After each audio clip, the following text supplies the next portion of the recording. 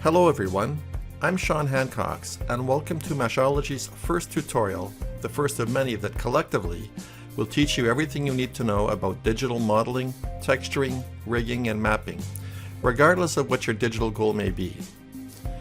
We've assigned a difficulty level to each tutorial at the beginning, and you can find out more about the criterion we used at meshology.ca.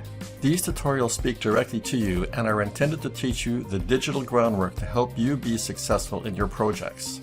So we hope you'll take the time to ask questions or make suggestions. For now, let's find out more about geografting. Geografting is a way of welding an additional mesh on top of the mesh of a base figure, if that makes sense. Why would you want to do that? Yeah, you would want to do that when you're modeling appendages. You want to fit them seamlessly onto your base figure, because I can show you something here. I was going to use this as the example. This is a skull, obviously, and this is a horn piece. And this horn piece was a GeoGraft I created. You could also go ahead and make this an auto-conforming piece, but you would have to blend the transition between the skull and this horn. So when you do this the normal way, you would need a transmap. And you see that shadow here. Mm-hmm. This, and up here and here. This can get worse. This really depends on your lighting, what HDRI you're using, and what sort of different light sources. So this will be visible to a degree that it can get really obvious. And I have a texture here with some noise and turbulence, so it's not that obvious. But imagine this would be a very clean and white bone texture, then it's really visible. As opposed to what you do with a GeoGraft. You see this? That's the difference. Wow. Mm.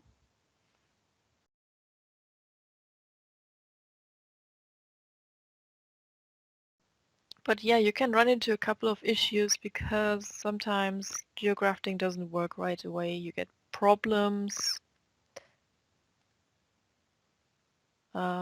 This is the mesh view of a grafted mesh. Maybe you can see this slight color difference here. This is a bit darker than this area. Oh yes, here. yes, yeah.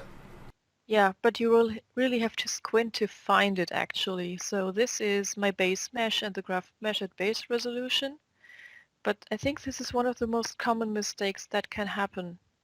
When you set both meshes to subdivision 1, you get these ugly gaps here. This here, it's really creating an edge, and here at the sharp corners you really see it. So this is something I ran across when I did my own geografts for my current project. I found this in tutorial videos. I followed step by step to create my grafts and ended up with this. I then didn't know what was going on. And with a lot of experimentation and help from my fellow vendors at the Daz forums, I finally found out what was going on, and it was one of these eureka moments. So geografting, just to clarify, so geografting is a way to create a new mesh or add a new mesh within Daz, right? No. You don't create a new mesh in Daz. You don't really have the tools for this. You can modify meshes, but you use... Let me just go in a little bit closer here.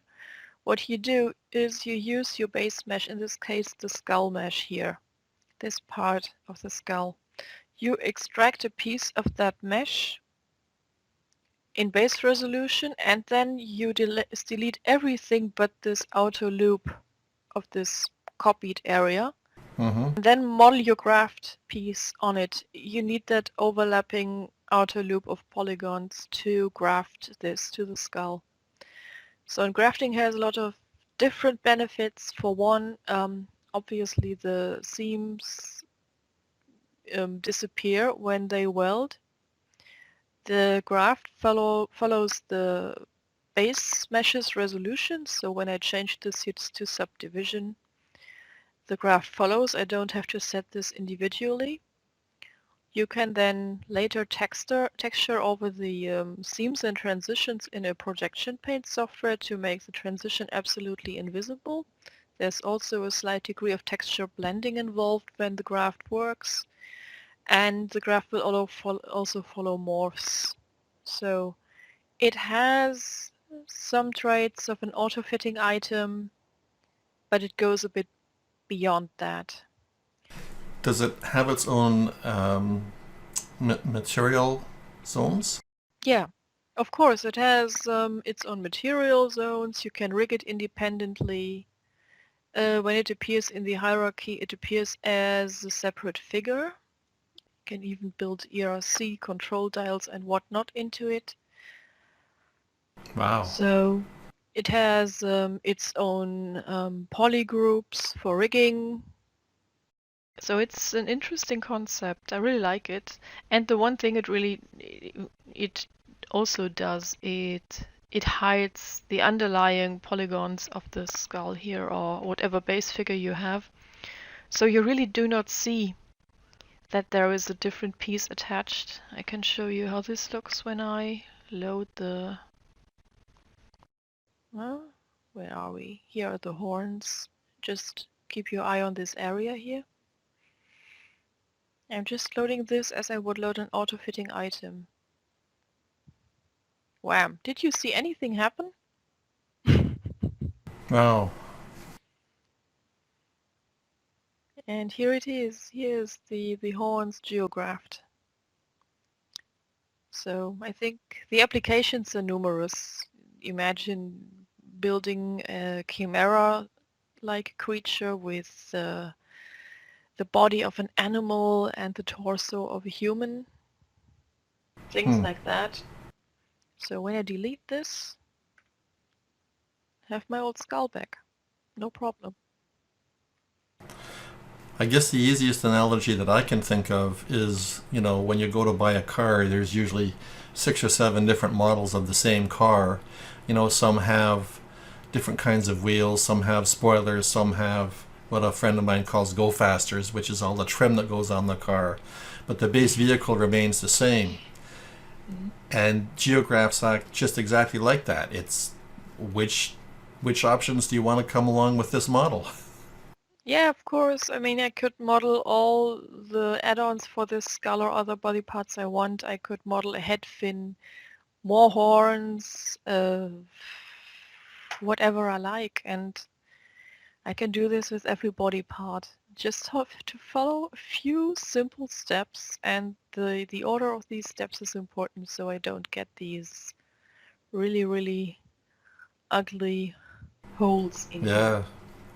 So, can you just clarify for me? So, when you add a geograph, basically, you've made a loop around a series of quads that you want, right? Mm-hmm. When you add the geograph, does it remove the quads that's underneath it, and actually weld it in place where those quads came from? It does, and that's part of the process I'm going to show, because when you Wow. create a GeoGraft, you are assigning the loop polygons for the grafting, where the two pieces should seamlessly join, and then you assign the polygons which should automatically be hidden when the GeoGraft is welded to the base. So I think just get started with this. First, I'm importing my horns, my horn cap. I modeled this in hexagon, of course. Here we are. Here it is. Here's my horns, and you can see... Oof, it's a bit slow. You can see these overlapping polys here. This is the outer loop here. So, and looks pretty good. Looks like they are matching seamlessly. Okay, now the first step I have to do is I have to turn my horns into a subdividing item. I'm going to do this through edit figure geometry, convert to sub D. Whoop, here we are. You see here the same I got on the faulty GeoGraft. But here in this case it's okay, that's just the way we want it, because these horns are still a prop, they're not fitted or welded to anything. Then I will have to make this prop an auto-fitting item.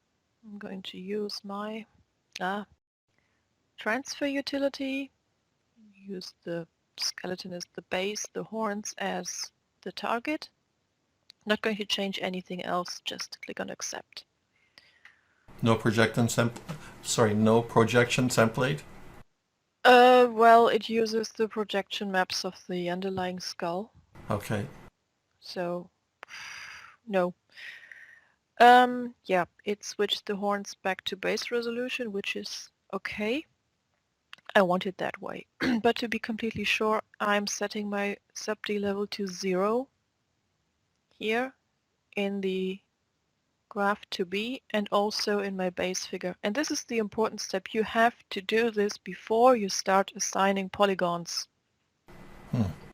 If you don't, you might end up with these gaps.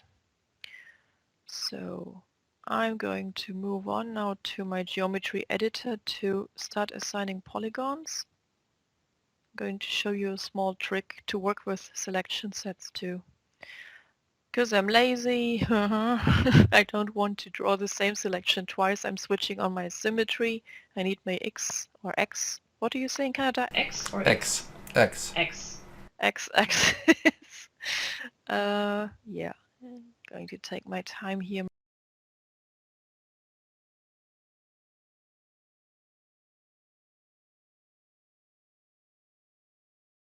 You see, it's selecting on the other side as well, so that's proof my symmetry works. When I want to add a selection, I hold my control key and drag. Now I selected one polygon too much. When I want to delete it, I click Alt and click on this polygon and then go on around the edge here. So see, now my viewport is moving considerably faster because I switched the resolution of the mesh. Yeah, it's a bit tricky to get all the right ones, but I've done this so many times now. I've got some practice. This is the fiddly part up here. You want just a single row of quads, right? Yeah, it's just outside this graft area here. Just bordering on the outer edge of the graft. And you need those to be correct. Okay, almost done. Almost.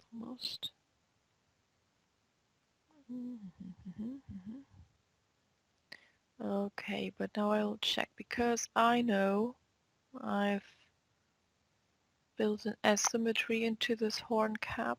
Also, it's good for people who build symmetrical meshes to check if they got the correct polygons.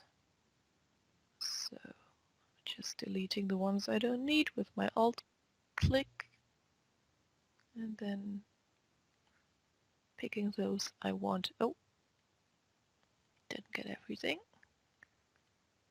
Okay, so now I have everything I need.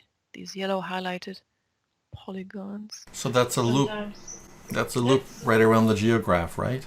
Yeah, that's the, I call it a border because it's not exactly a real loop. Oh, see, I forgot one here. And what I'm now going to do, because it makes my life easier and you know I'm lazy, I'm creating a new selection set here. Click on this, then right click, create selection set. I'm going to call this Graft because these are the faces who are going to be used for the graft. Right click on this new group and say assign selected to list. Now, this is just to be able to hide these polygons later on and then add them again. But what I'm doing now with my right click and my geometry assignment is the crucial part for the graft. Because I'm saying set graft faces for attachment. I'm getting this pop-up here and it only gives me the horns because that's the only other object present in this scene. And I'm going to click Accept. So if there was multiple graphs in the scene, it would give you different options? Well, if there were multiple objects in this scene, yes. Okay. Because it doesn't naturally know that it's supposed to pick this one here. Okay. So now I want to select the polygons which I want to hide. So if you want to, you can make them invisible now. Mm-hmm. So I'm deselecting this. Now I want only the polygons inside this border ring. Right. I'm selecting one here, holding control, selecting another one here, and going to deactivate symmetry. Then I'm just saying select connected. Whoop. Hmm. Yeah, that's what I mean when I say I'm lazy.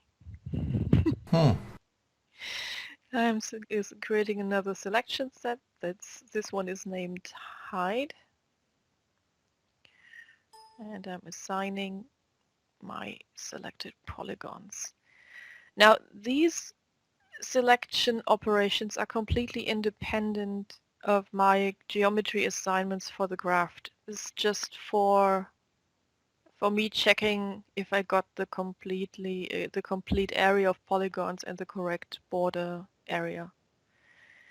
So these polygons naturally should be set as auto hide faces for attachment because we do not want to see them. Okay. When we add the graft, when we fit the graft. Done that. Again, select the horns for the future graft. Click on accept. Now we are done. I'm going to clear the selection and I'm going to show all polygons. I'm going to unhide my horns, which are at this point fitted to the skeleton. So I'm going to do one thing. You have to unfit them and then refit them for the graft to work. I've unfitted them, and now I am refitting them. Mm-hmm. So not much seems to happen, right? Right. That's because we are still in this geometry editor mode. But when we switch, say, to the universal tool, that changes. Hmm. Yep, the geometry editor hides fitted grafts, so you can see all the polygons involved, even the ones that it should be hiding. You see, it's... Oh, I picked too much here. I would have to go back. I'd have to do the assignment again. How did that happen? Stupid me. Ah, I see. See? The hide polys select a bit of the border here. Hmm. This wasn't good. So I'm going to just pick them. It's a bit too much.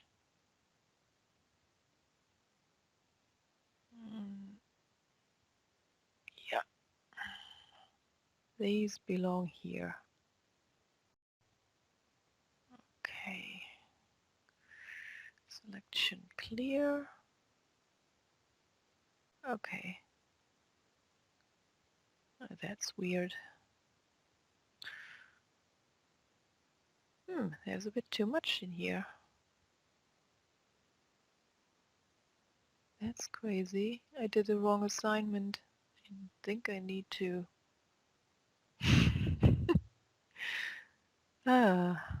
yeah. So you're hitting, when you hit minus, it removes it from the set?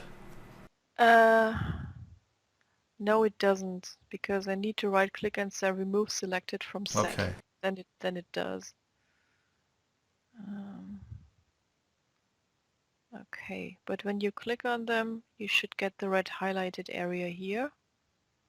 And for this one, oh, see, that's the problem. The hide area has these inside and they shouldn't be here. Remove. Oh, I always have to clear the selection to see. Yeah, now it looks right. The red area is underneath the skull cap, so this is the way I want this to be. Oh, come here, you. Come here. I like to unparent this. I'm not only unfitting this, I'm also unparenting it to be completely on the safe side. Okay. Because I'm still not really sure which factors play into this whole thing, and I read in a few tutorials that having the graft parented to the base can also cause some issues. But in my opinion, it should be just unfitted. Oh, there's still... Yeah, I think I would have to go back and do the whole thing again. Because of that Yeah, set of that line there, yeah. Yeah, but Yeah. now just let's concentrate on this side because this is the pretty one, because I wanted to show that this graft actually does work. When I'm dialing up the resolution, the graft should follow. Okay, yay! So apart from my little gap, I will have to redo this whole assignment thing. It works. Ah, now I know what I did wrong. I'm a bit Can we stupid. see from inside the skull that the quads are gone, or no? The quads are not gone, they're just hidden. They still exist. Okay. Wait, I'm going to fix this little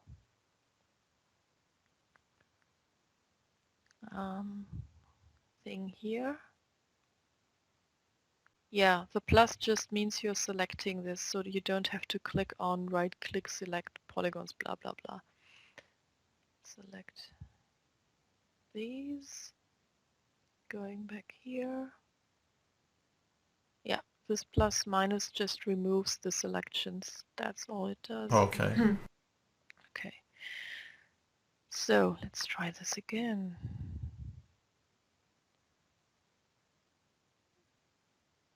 Okay.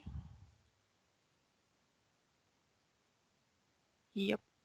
But I think I might be getting some issues now.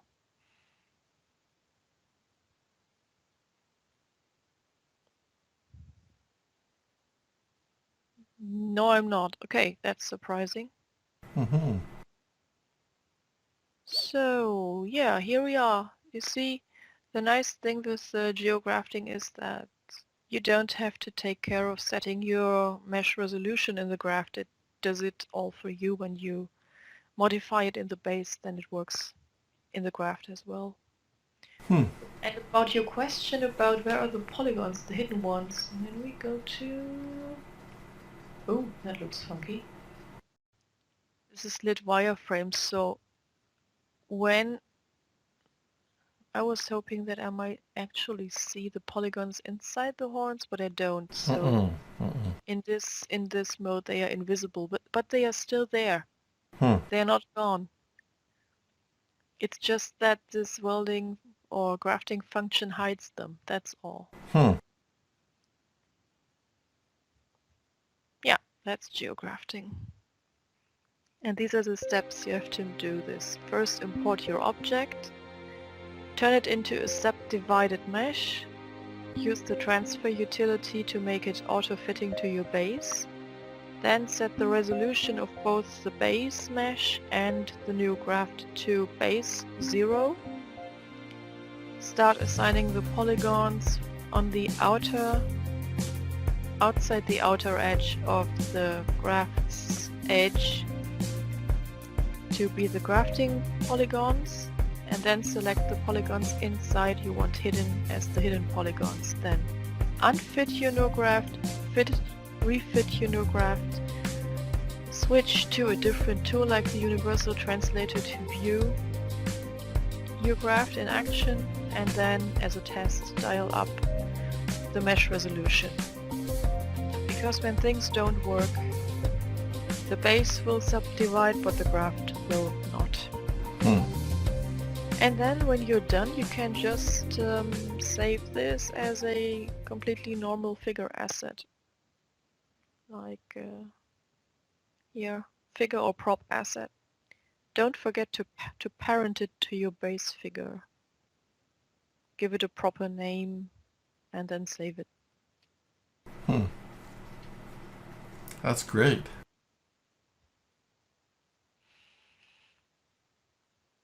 Yeah, and very, very useful.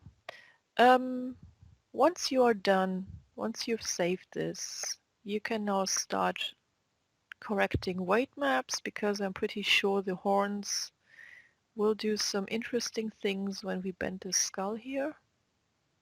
Need to try this. Oh, you see the horns? Yeah, that was, I would really be surprised if it would have complied at the first attempt. So that is because when we look at the weight map for the skull, oh, where are we? Ooh, here we are. Hello? I'm still here, yeah. Yeah, Oh, you're no, talking to my Daz. best. Yeah, it sometimes needs a little bit of encouragement. Oh, look, You it see just this? falls right off, eh? Yeah, this needs to be painted in. I can either manually paint it or, as I said, I'm lazy. I'm going to just Phil? select it. Oh, you know me too well. Ta-da!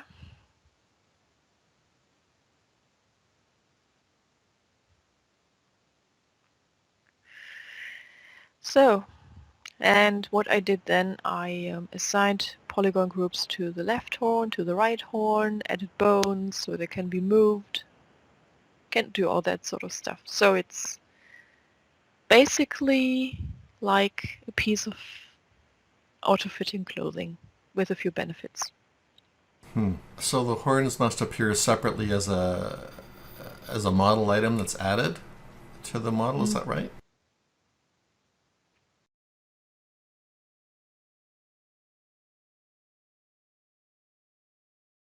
Yeah, you see it here. This is the GeoGraft horns. These are the ones I already rigged. Yeah. Okay, it comes up as an accessory, yeah. Yes. No, that depends on the way you're saving it. This doesn't have anything to do with the nature of this graft. Okay. It's because I thought, oh, gone, both of them. Fine. Because I thought it would be best to save them as an accessory, because I didn't know what else to do with them, what to call them. I went here.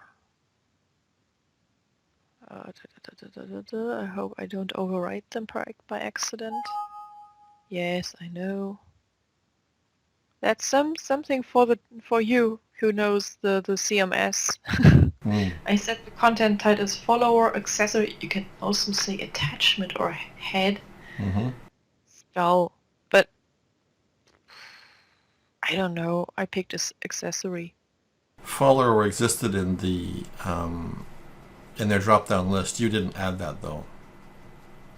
You didn't add follower. It was there to begin with, right? No. It just said follower, and that was it. I think it didn't have any categorization. Okay. It had a little tag here that said follower with a question mark, because it wasn't sure what it was doing with this strange thing. But maybe a better categorization would be attachment head skull. I don't know. I'm just going to leave it now as it is right now. But this finished piece has thousands of bones, obviously. Where are my horns? Where are the bones of the horns? Ah, I'm in the wrong folder here. You see left horn, right horn. When I go to the joint editor, you also see the two bones here. Hmm. Yeah. And when I go into the figure, I have controls in here which can move the horns. It's a bit funny. I can wiggle them to the sides, I can twist them. I can move them up and down. Neat. All just done with the normal rigging procedures. Putting in bones, creating child bones, assigning weight maps, creating these styles through ERC freeze. Yeah. Hmm. So that's it. Bit more lengthy than I had anticipated. Just wanted to talk about geografting and maybe help a few people out there who have been as desperate as I have been, because I've been trying to get this to work for 3 or 4 days and was ready to give up. It was such a pain until I stumbled across, you have to set both the base and the graph to base resolution 0 before you start assigning the polygons. Oops. Okay.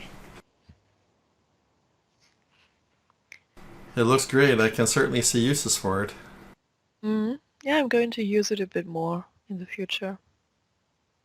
For wings and fishtails and something. Spurs or like spurs on the shins.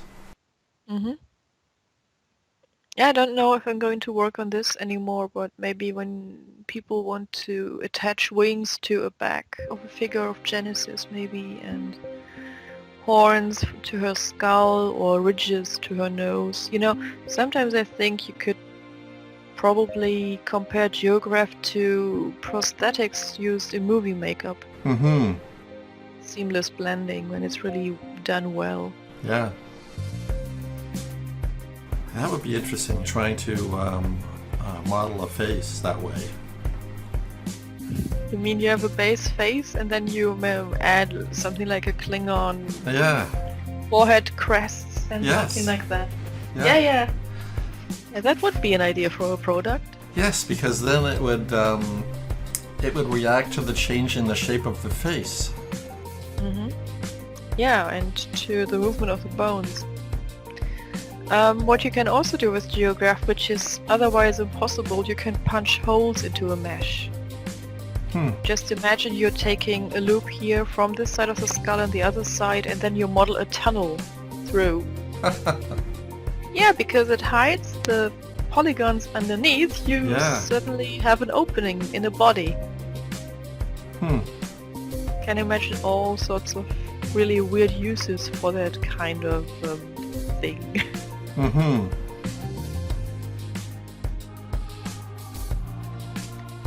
So just your imagination is the limit. I've not experimented with this any further. I don't know if you can graft a graph to a graft. Maybe you can, I don't know. And I don't know what happens if you decided to add a graph to the boundary here between this first graft and the skull. I think that would work, because as you saw, you can probably just assign polygons to one single piece.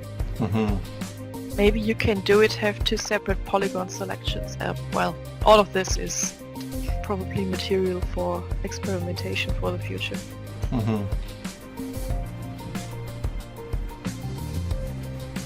Nice, thank you. Yeah, you're welcome. It's a bit stumbly, but I hope you got the idea and the procedure. I do, yes. I liked your rundown of the steps too. So there you go. We hope you learned something new. See you next time. Bye. Thank you all. Bye.